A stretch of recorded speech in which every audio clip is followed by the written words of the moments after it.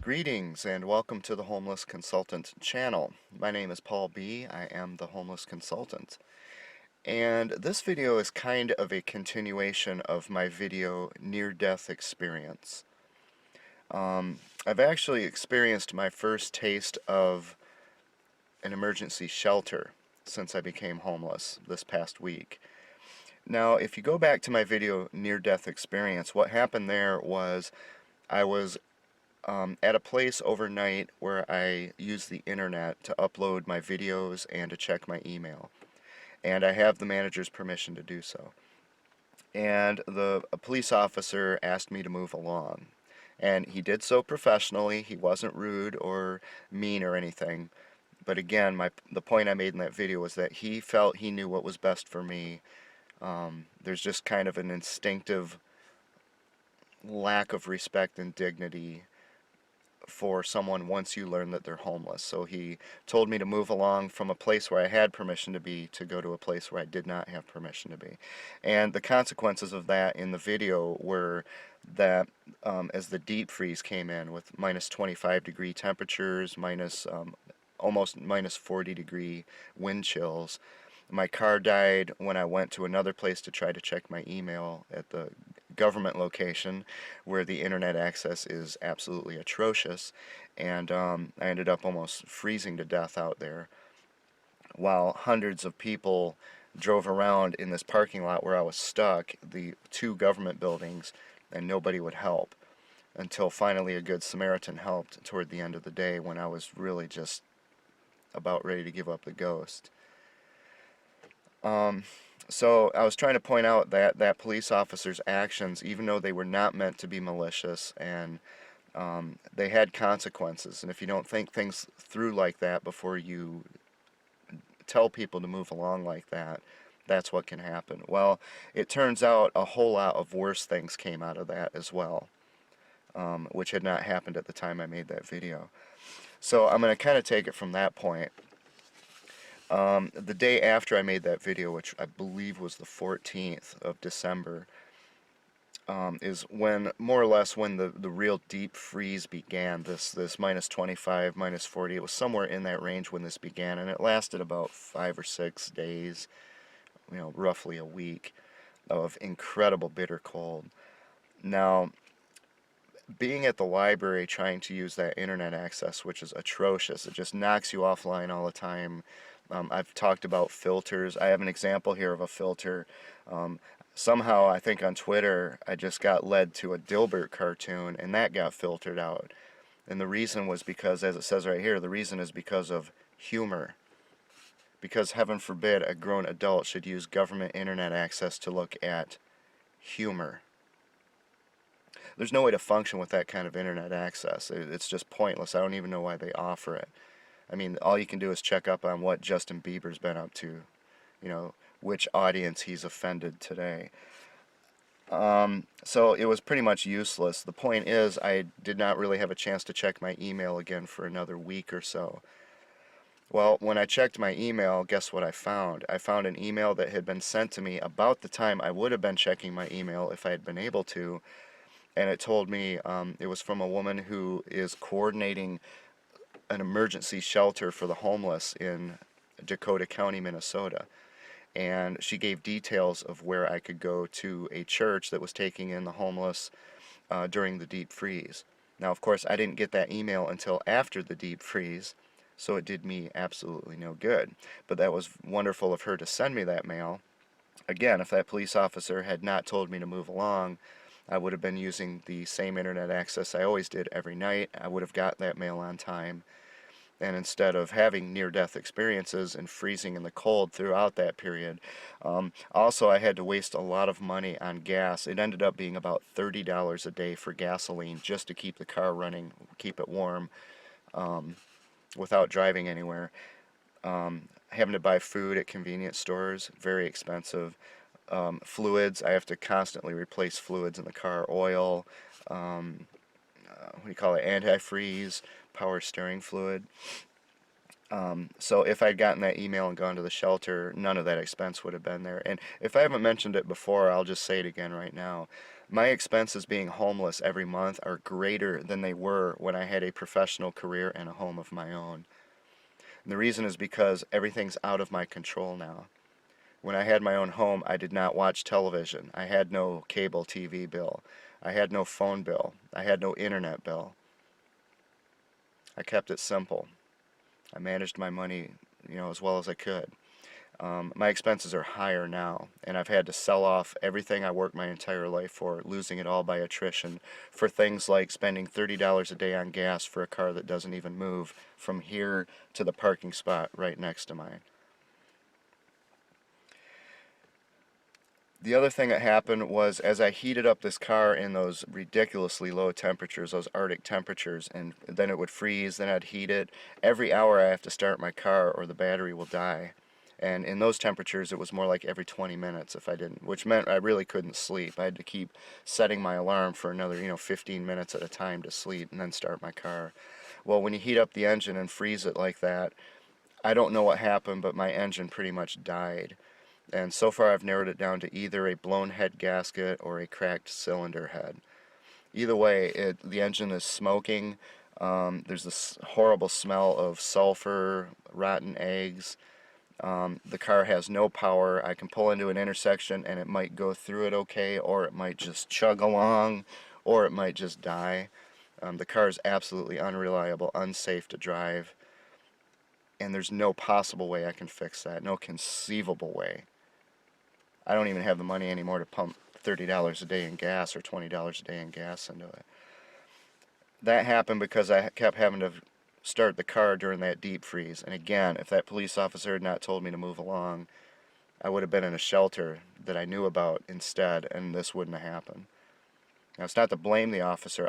I'm not here to blame the officer. He was professional about it. He did not mean to harm me. I'm pointing out that you have to have some foresight when you tell other people what to do with their own lives. And that's what he failed to do in that case. On the other hand, he is a part of a police department that I have given a lot of praise in these videos, and I've never been able to say who they are, but in this video I'm going to kind of give away my location anyway, so I want to give them credit where it is due. I'm talking about the Burnsville, Minnesota Police Department. That's kind of a second-tier bedroom community south of the Twin Cities, south of Minneapolis. And this officer included. Again, he was professional and he was nice. He was not mean to me. This has been a wonderful police department. They have been absolutely understanding and empathetic, helpful, generous, and I am not the only person who says that. So I want to give credit to Burnsville Police Department. Those are great officers, and they deserve everyone's support. They have a tough job and a dangerous job. Now, if I can, by the way, I'm reading this out of order. You may have saw some videos if they came out of things vibrating in my car or my engine vibrating. I did take some videos to try to show. Also, there was an oil leak where I'm at right now. Overnight, the ice melted and the oil leak spread throughout the entire parking lot. It was like a rainbow all throughout the parking lot, and everybody comes out the door and looks right at me because I'm right in the center of this. It's obvious that my car leaked oil all over everything. Anyway, so if those videos show up, that's the reason they're there. So what I want to tell you about mostly are the emergency shelter. It's my first experience ever of being in a homeless shelter of any kind. And this is, my understanding from others is that this is very different than what a normal shelter would be. A normal shelter is actually a dangerous place. You can expect to have your things stolen. It is a last resort in every imaginable way. They're just not set up to do much other than give you shelter, and that's it. Bless the people who run those shelters. They have a hard job too, and they're trying so hard to help. Bless them. I'm not saying anything bad about it. I'm just saying that's the nature of the beast. What I have experienced is emergency shelter, and it's a rotating shelter. So what happened was Dakota County, which is where Burnsville is located, sent out a call to the churches in the county to help house the homeless temporarily during this deep freeze. Now, of course, to my understanding, 3 churches responded out of X hundred number of churches in Dakota County. I may be wrong about that, but to my knowledge, there were only 3 churches that responded. And in fact, when we're finished with this church on Monday, we expect to be kind of cast out into the exposed elements again, because there is no 4th one that I'm aware of.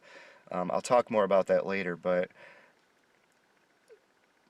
when the call also went out to the police, so from what I've heard from other people in this shelter, the police in Egan, Burnsville, Apple Valley, and Lakeville were very helpful.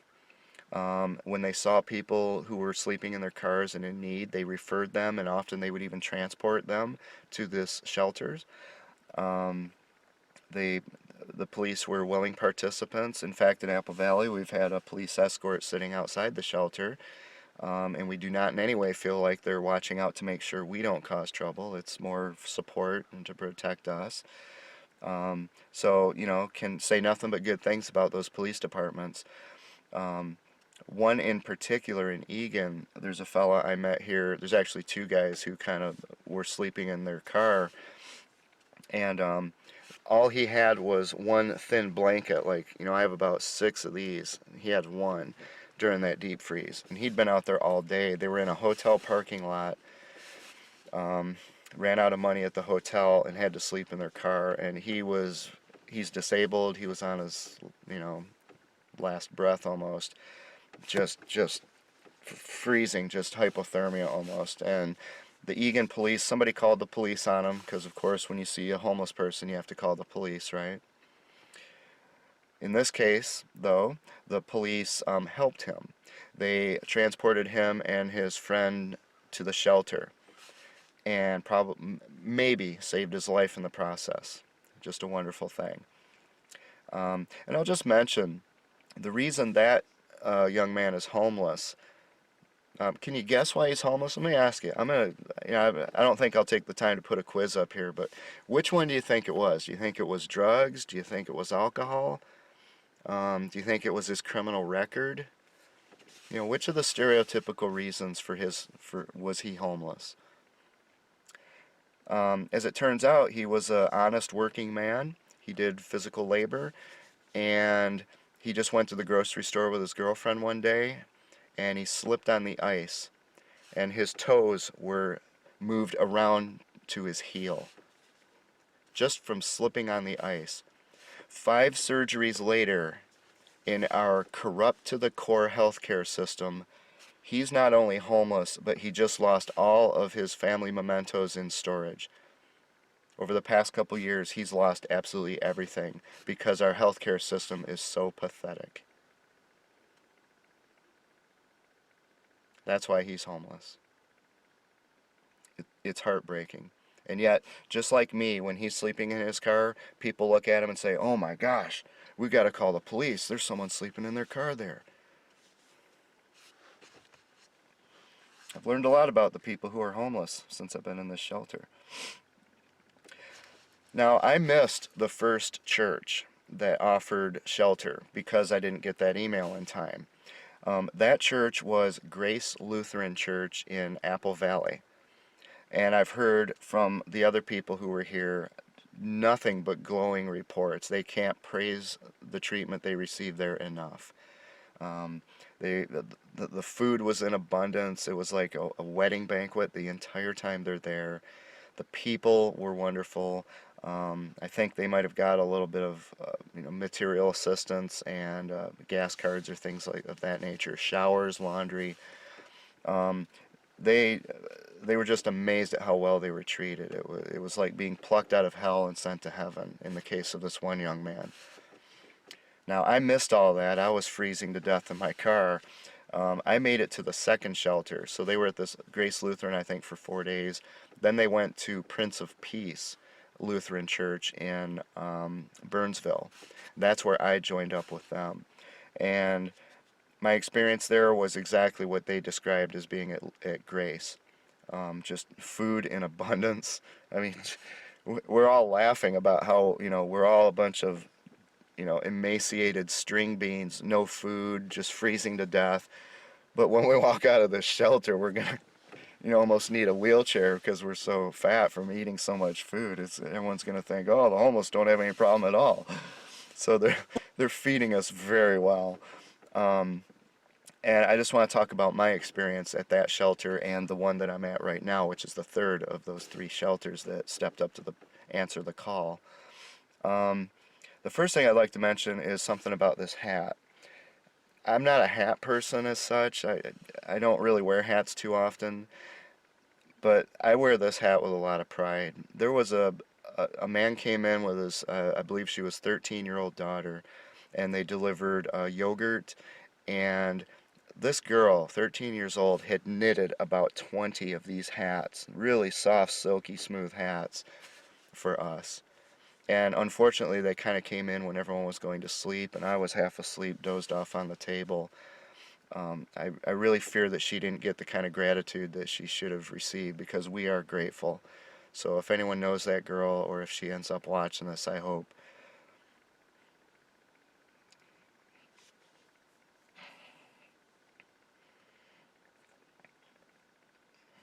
she will understand how much it means to us that she went to that kind of effort for us. And again, thank you, and I wear this with great pride that you made it for us. While I was there, I got my first shower in 9 weeks. 9 weeks. I like to shower every other day. If I shower every day, my skin gets dry, my hair gets dry. It's been 9 weeks since I worked at the truck wash. This is the last shower I had. I got some new underwear, which are all but destroyed, the ones that I had. Some new socks, and I got a second pair of pants, because I only had one pair of pants that was really feasible to wear. All my other pants were expensive dress pants I had for work and such. And they get destroyed. They get all crusty with the salt and everything. So now I have 2 pair of casual pants. This is a pair of sweatpants. Very nice. They had laundry facilities at Prince of Peace. I never did do my laundry because there was it was a popular item, and it was located next to the sleeping quarters, so there was only a period of the day when you could run it without interrupting people. That's kind of my fault. I guess I could have pursued it more, but they had that for us, and we're grateful for that. The thing that stands out, though, are the people, without a doubt. I mean, these people who attend Prince of Peace, I probably spent more time with them than I did with the homeless people. I was talking to the volunteers and telling my story and learning about them and just sharing the experience, and I was observing what was going on. I wanted to kind of get a feel for all of this. Again, I like to recognize patterns and analyze systems and see what's what. One reason I haven't made a longer video lately is because I wanted to feel like I knew what I was talking about before I did. And these people are absolutely sincere. I mean, their hearts are in the right place. They're not doing it for pretentious reasons. They're not doing it to look impressive or so other people will see them. They really, truly care about us, and we love them for it. They treat us with respect and dignity. They treat us as if there was a natural disaster, a hurricane or a tornado, and people have their house blown down. You don't treat that person like they're subhuman because they're suddenly homeless and in incredibly hard times. You treat them as perfectly normal, and that's how they treated us, regardless of the reason why you're homeless. And we can't be grateful enough for that kind of thing. I mean, the respect we received, and these are just really good, nice, fun people. I really liked all of them, and I just wish there was some way to show some kind of gratitude back to them. I mean, I think they were even turning away volunteers. There were so many people who wanted to help out, and wow. Just, if any of them watch this, thank you so much. absolutely means the world to us. And I'm sure that's true at Grace Lutheran as well, even though I wasn't there. Thank you all as well. Um, it kind of begs the question, though, when this call went out for emergency shelter, why did only 3 churches respond out of the hundreds of churches in Dakota County?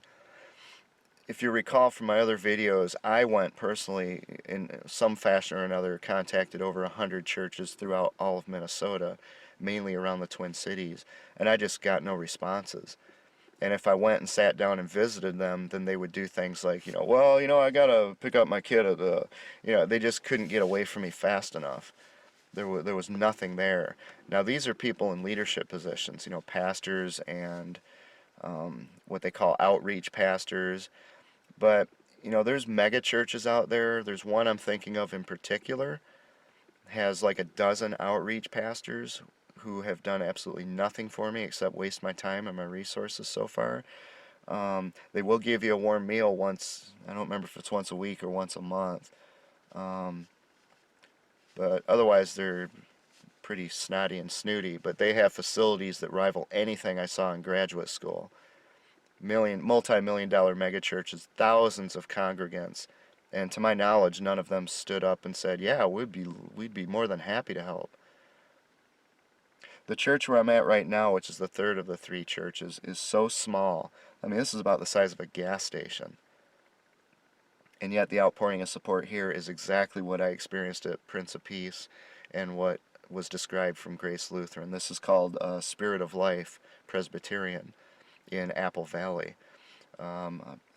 Pastor Rob, I believe it's Rob, not Ron. These people are absolutely wonderful. Again, they're sincere, they care, they're feeding us wonderful, almost too much, treating us with respect, dignity, all of that again. I can't say enough good things about them, can't thank them enough. But what about these mega churches? What about these other churches? And the church I was attending where I was playing drums, and I haven't been able to get back there in 3 or 4 weeks because of my car, which is a shame because I really like that congregation. I like the church. I like that, and I love being able to play in the worship band. Those people were fantastic, incredibly generous with me, concerned with me. I mean, I love those people. They were great people. Now, they're a much smaller church. They're not necessarily geared up to help out with something like this. I don't know what the story is, but with the larger churches, I honestly don't understand it, except to say that it's consistent with my experience before this call from the government went out to help the homeless during the deep freeze. Since only these 3 churches responded that I'm aware of, and I'm not going to say there aren't other churches out there working with this woman who's coordinating all this right now. Her name's Monica, and God bless her for the hard work she's doing. And that's a lot of hard work on her part. I can't say there aren't other churches out there right now who are planning to pick up the mantle on Monday, but our expectation is that Monday, the day after Christmas, we're going to basically be thrown out on the streets again. And through no fault of these 3 churches who helped us, no one can expect them to go on and on and on, but with this many churches in this county, I don't understand why they couldn't set up something rotating such that in 4-day cycles, no one church would see us except maybe once every 2 months or so. If many of these churches can't handle that, then it just tells me that they really just don't care. I mean, what are we asking for? So again, I really don't know how to comment on that. There's such a vast contrast between the outpouring of sincere support from these people on the ground and the complete deafening silence from all of these other churches, including these million-dollar churches. That one mega church I'm talking about, one of the congregants, to my understanding, is in fact that Minnesota legislator who I wrote to for help, and she just wrote back and said, no thank you. And then she went and got reelected, in part because I was denied my right to vote against her because I'm homeless. That church, with all their millions of dollars, to my knowledge, hasn't done anything to answer this call. And yet they're 501c3 tax exempt. ostensibly because they follow a Bible which says the greatest commandment, according to Jesus, the greatest commandment, love the Lord thy God with all thy heart, mind, soul, spirit, and likewise love thy neighbor. And he also says, to those who, fed and gave drink and clothes to those who were in need, I welcome you into my kingdom. But to those of you who did not, to eternal damnation. Why? Because as you did to the least of these, you did to me. That's what Jesus said. That's what the Bible says that these churches claim to follow when they sign up for their tax-exempt status, 501c3. And yet they've done absolutely nothing. And I'm sure they'll get their reward or otherwise at the appropriate time. But I would prefer that they were just good people now, and we could all have a wonderful fellowship here and there. But you know what? It isn't up to us. It's up to them. Right now, they're not stepping up to the plate. And that, something that shameful, standing right up against something so beautiful as what these people are doing for us. I don't know what to make of that. It's like just a solid line between good and evil. I don't even know any way to describe it. Let me tell you a bit about the people I've met here, the homeless people. Now, I've met a few other homeless people out there. I've seen a lot. I haven't met many because just the dynamics of when you live in a car, you actually get kind of territorial. The people I've met are just good, normal people. They run the range of education. They run the range of age. For the most part, they're, there's a little bit of alcohol and drugs involved, but not as much as you would ever imagine. Well, I knew that, but the stereotype doesn't. The main reason most of the people are here are because of accidents, divorce, the healthcare system destroyed their entire life, or the government otherwise destroyed their entire life, which of course is the reason I'm here. As I've looked these people over and tried to run the numbers and analyze it, I would say that certainly at least in half of the cases here, the uncaused cause of their homelessness is a completely negligent, incompetent, and corrupt government, specifically a state government in Minnesota, possibly with some local and county governments as well, but government is probably the primary reason these people are homeless. If government had not gotten involved, or if government had done the job they were supposed to do, these people never would have been homeless. Perfect case is that young man who just slipped on the ice. That's all he did. He just slipped on the ice at the grocery store, and the next thing you know, I mean, not the next thing you know, but over time, everything's taken away, as he has one surgery after another, and he can't work anymore because he did physical work. We have two young families, and they each have 8-month-old children. With permission, I have video of one of these babies, just as cute as can be. There's no excuse for that baby living in a car. There's no excuse for it. While there's these mega churches out there, millions of dollars, tax exempt, building facilities that outdo anything I saw in graduate school, and this baby's living in a car, and so is the other one that I didn't film.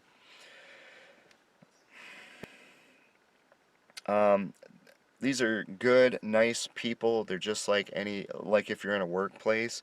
They have different personalities. Some of them rub you right, some of them rub you wrong, but they're all just good and decent. There's nobody bad there. There was one man, he was 71 years old, just outdoors all the time, living outdoors. He had every health problem you could imagine. This man is not going to be alive much longer. And along those lines, I'd like to say, I talked to one of the volunteers who works with shelters, proper shelters down in Minneapolis and such. And even I was shocked by this. She said that she had recently attended a kind of a mass wake for the homeless people who had died over the past year. And I was thinking in my head, well, that must be, 10 people or something. But then she said, I must have known at least a dozen of those people, a couple dozen. I was like, what? I said, well, how many people died last year homeless? And she said, oh, hundreds. Hundreds. Those are just the ones who died, not counting the ones who suffered. And that 71-year-old man is going to be, almost certainly from what I saw, he's going to be on that list to have a wake for his memory next year. The government had screwed him over every which way to Sunday. And the truth is, he had a lot of anger and bitterness over it, and you know what? I will never begrudge him that. Because everyone should be angry by what he has had to go through.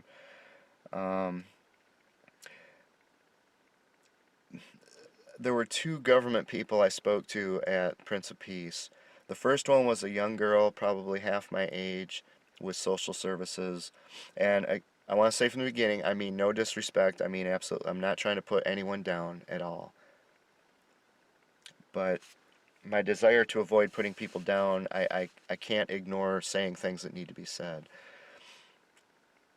She started with her standard spiel. I mean, it's very mechanical, checklists, you know, it's like a mechanic. You just go through the procedure and that's it. And if anything enters the procedure that doesn't belong there, they don't know what to do with it.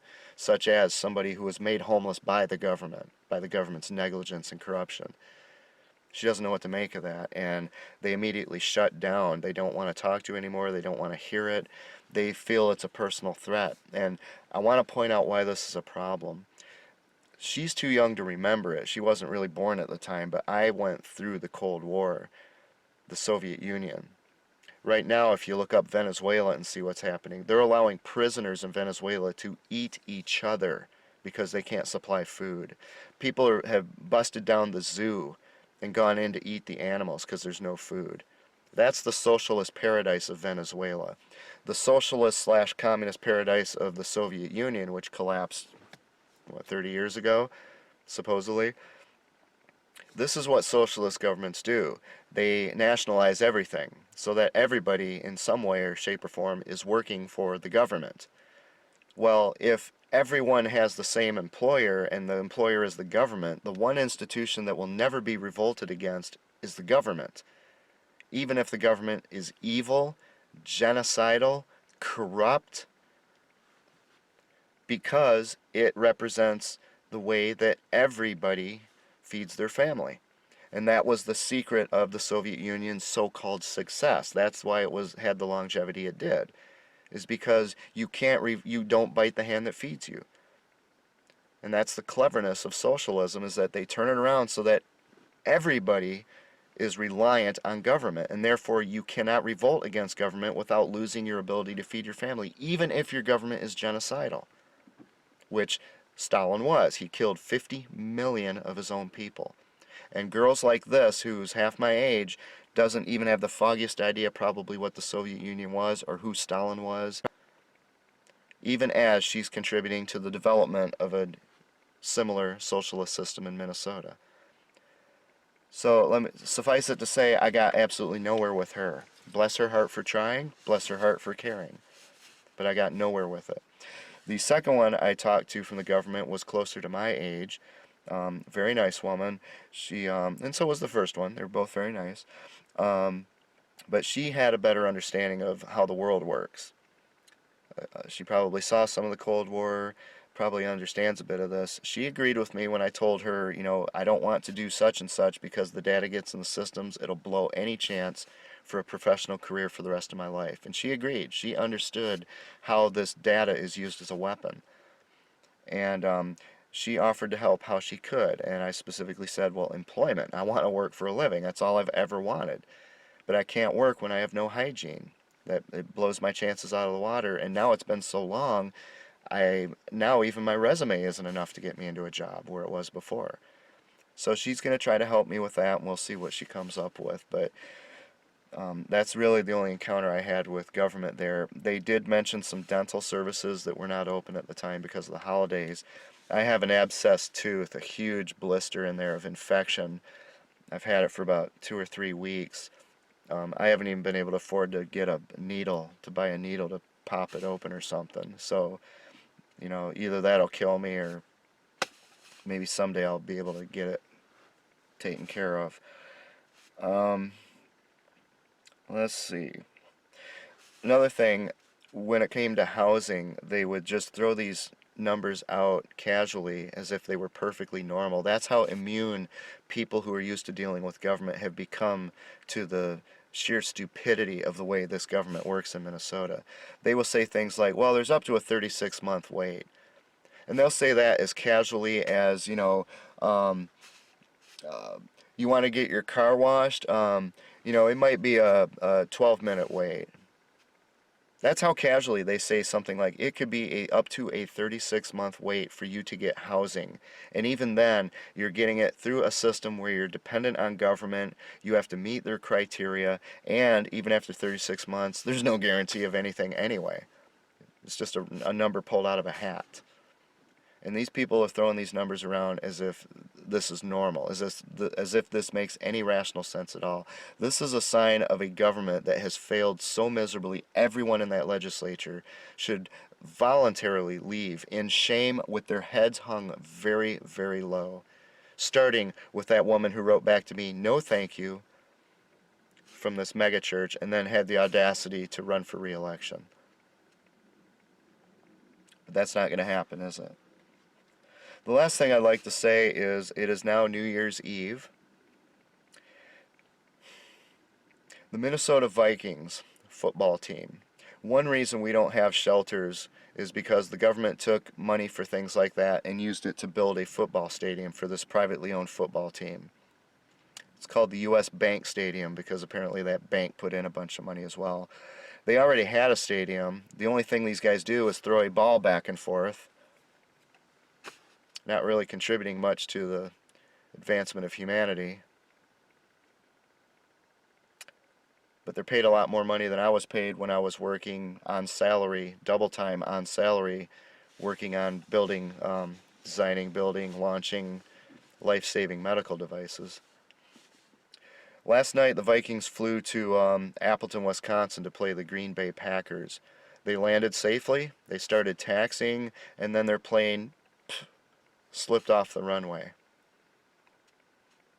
And the news world and Twitter erupts. Oh my gosh, the Minnesota Vikings are stuck in their plane. They went off the runway.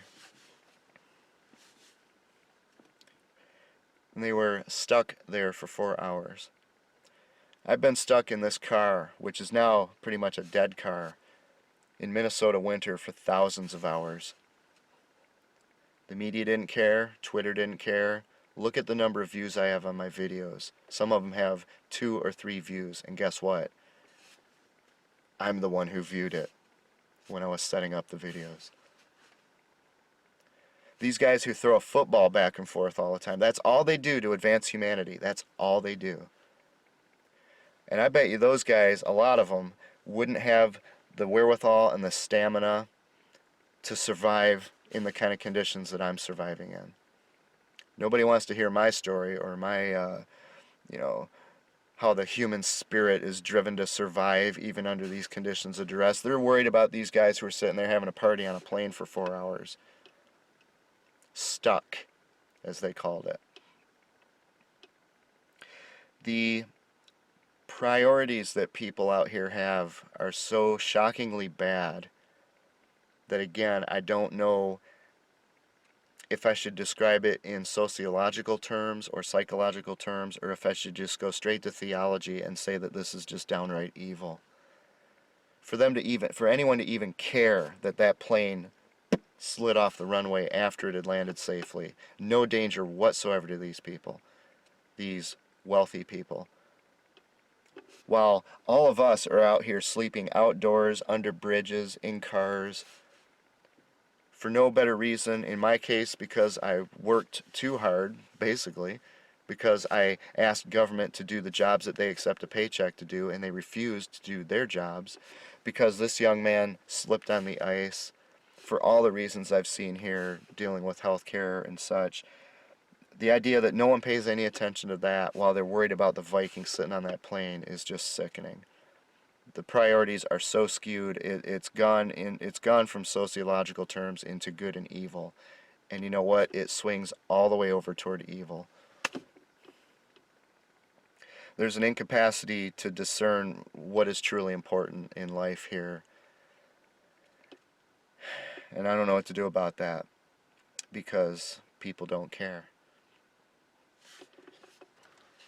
The good thing about the last week is that I found, when I say people don't care, obviously I'm generalizing.